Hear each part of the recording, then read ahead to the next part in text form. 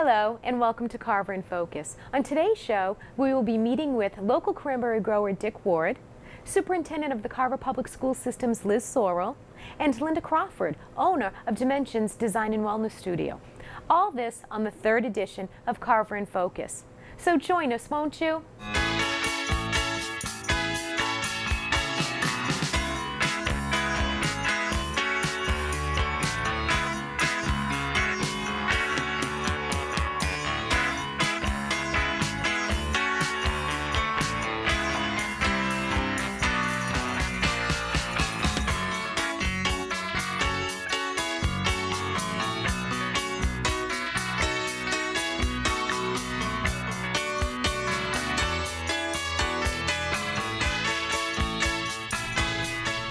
Welcome. I'm here today with Linda Crawford of Dimensions Design and Wellness Studio. How are you today, Linda? Great, Gina. Well, first I'd like to thank you for a fantastic haircut. I feel glamorous now. Great. So what are some of the fashion trends that are going to be occurring for the fall 2012 season? I am loving it. It is all about retro now, big, beautiful, curly hair, more of a romantic feel. Women are going to feel more glamorous? Absolutely. Excellent. What is Dimensions? How are you surviving through these tough economic times? Well, as you know, I'm sure you've heard of the Groupons and Living Social. I think those companies have really taken advantage of businesses that are having it difficult.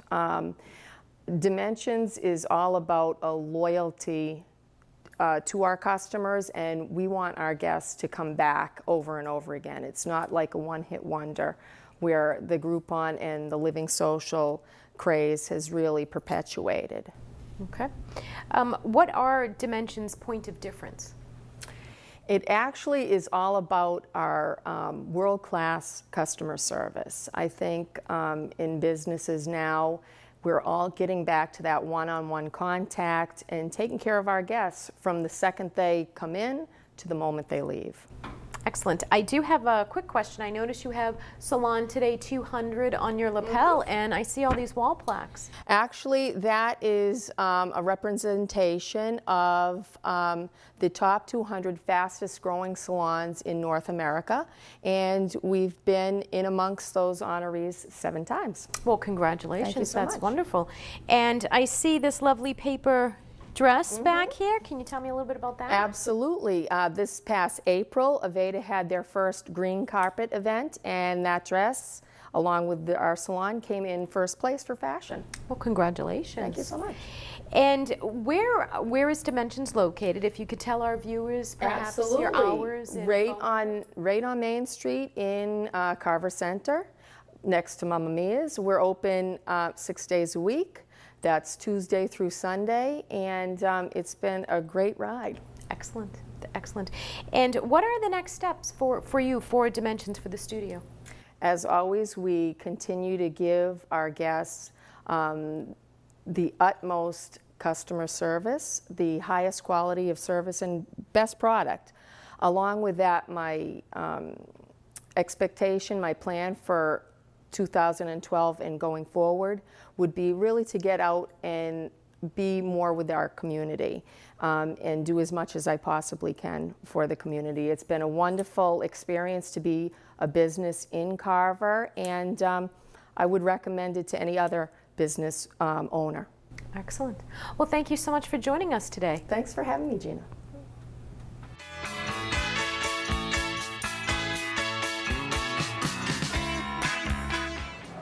Welcome back. I'm here with Liz Sorrell, the Superintendent of the Carver Public School Systems. How are you today, Liz? I'm good. How are you? Good. How has your summer been? It's been busy. It's been busy. Tell me, what's new and exciting at the Carver schools this summer? Well, we have about 9 summer programs for children in both regular education and special education, and they are housed both here at the middle high school and at the elementary school, so they're keeping us all busy. Unfortunately, we had a lightning strike on June 22nd that has disabled our phone system severely. We can get incoming calls, but there are still no voicemail messages available, and some incoming lines are not working and the PA system is down. So it's kept all of us busy getting some quotes and trying to see how quickly we can get the system back up operational for the school year. And then we got the results back from the community survey about the elementary building.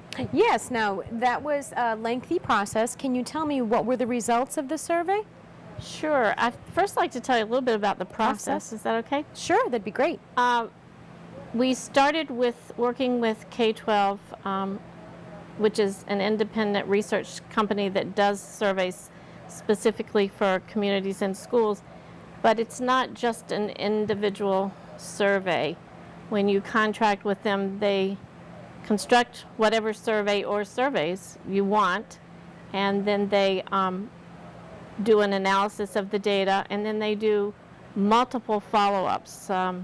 So our representative, Todd Carver, has met with the school committee live once and twice remotely, and we'll be coming back on August 29th. We're going to have 2 focus groups, one at 3 and one at 7 at the Carver Elementary School cafeteria to ask citizens more questions about exactly what they expect from their schools and to gather some more information that we did not get from the survey.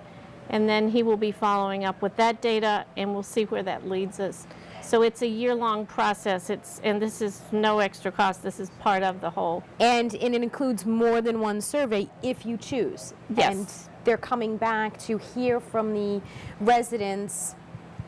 And all this data will be compiled to give us a picture of what the community really expects regarding the renovation or new construction of the elementary school, and how that process would more fit what the community really wants to happen. So we're hoping that a very big, broad base of people will come to the focus groups. We will have babysitting, of course. It's it's a couple days after school starts, so we feel people will be back in the groove of coming to the schools, and it will be facilitated by a trained facilitator from K-12. Excellent. And the school committee has taken on the job of inviting people from a really broad constituency, from the Cranberry Village to the Cranberry Growers to the Board of Selectmen to the DPW. We're going to have representatives there, but we want the public to feel free that they are also welcome, other than the people that will be specially invited. Well, I think that's excellent. I know a few months back, people had a lot of questions and concerns about where could they become involved and were there other options. So I think this is an excellent way to bring it to the residents. Fantastic. We'll have copies there of, we did 17 final drafts of different plans for the community. So we will have those there for people to see that there is more than one option. We picked, the building committee picked the most economical at the time. Correct. Because all of our numbers now are 2009 numbers, and they would not be accurate today, but probably comparable. Excellent. So we'll have all that information available for people to view as well. So you've gone over the process. Can you go over some of the highlights of the results for us? Yes. In general, it was about 952 people who responded to the survey, and in the press release that will go out tomorrow, sort of the tagline was, most respondents say that renovations must be addressed.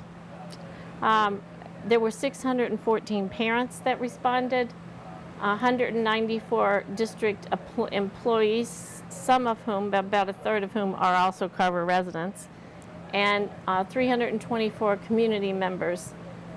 Some employees are also parts of parent groups, of course. So it was offered online through a link on the district website from March 29th to April 27th. And it's just part of a larger plan to get input from the community, not the sole way that we're getting information. I think the most surprising to me was that where 78 to 79% of the people thought it had to be addressed immediately. Those are the people of the 900 people who took the survey. 36% of the people who took the survey did not vote in the last election that involved a school question. Okay. So I was surprised at that number. I agree. I do have one last question for you. What are the next steps? Well, the first step is the focus group on August 29th. In tandem with releasing the full survey, which will be available on the school website.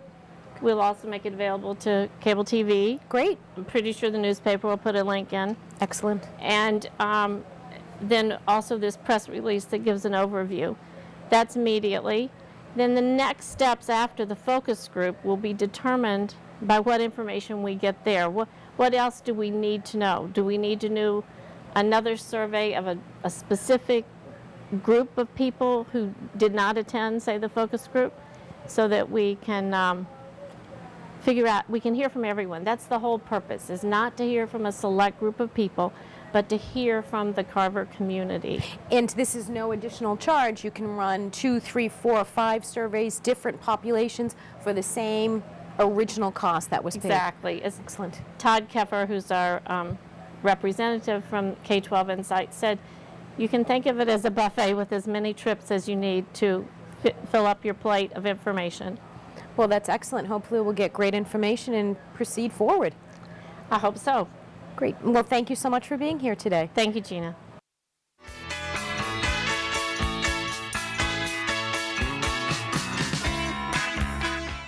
I'm here today at the Ward Bog with Dick Ward. Hi, how are you? Hi, Gina. How you doing today? I'm good. Good. I'm good. Good. We have some questions for you. I was hoping you could enlighten me on some of the Cranberry Bog stuff that goes on here. You ready? Do my best. Okay. What is Chapter 61A and how does it affect cranberry bogs and the cranberry industry? It's a tax measure here in Massachusetts to provide relief to farmers and farmland. Because if you evaluate farmland at the same rate that you evaluate lots, there wouldn't be any farmland because it would be way too expensive. Okay. I hear a lot of helicopters in the morning and sometimes in mid-afternoon. What's going on with the helicopters over the cranberry bogs? And Well, this is the time of the year when we're growing cranberries. At other times of the year, we're propagating the plant, the root system, uprights, things like that. But starting around the 1st of June, we're converting little blossoms into little berries. Okay. So it's we're protecting the blossoms as they go into berries. We're protecting our bees who are pollinating the blossoms. And we're watching for insect pressure, meaning like fruitworm, Okay. which will lay eggs in the berries and destroy the fruit, and we wouldn't be able to make a profit to pay our taxes. Okay, well, you're protecting the berries, you're protecting the bees, but what's going on with the water supply? Are you contaminating the water supply at all? Well, did I say anything about the helicopters? The helicopters are providing, is that one of the things we're concerned with? Yes. Helicopters are doing primarily fertilizing. Fertilizing at a certain time and then fertilizing again to carry the berries through the whole growing season. So we call some of that fertilizer slow release fertilizer to keep providing nutrients so that the berries will mature. So the helicopters are primarily for that. Most of the things that we use to kill any insects or to prevent fruit rot, we do right through the sprinkler system, which keeps the material right on the target. Ooh, very good.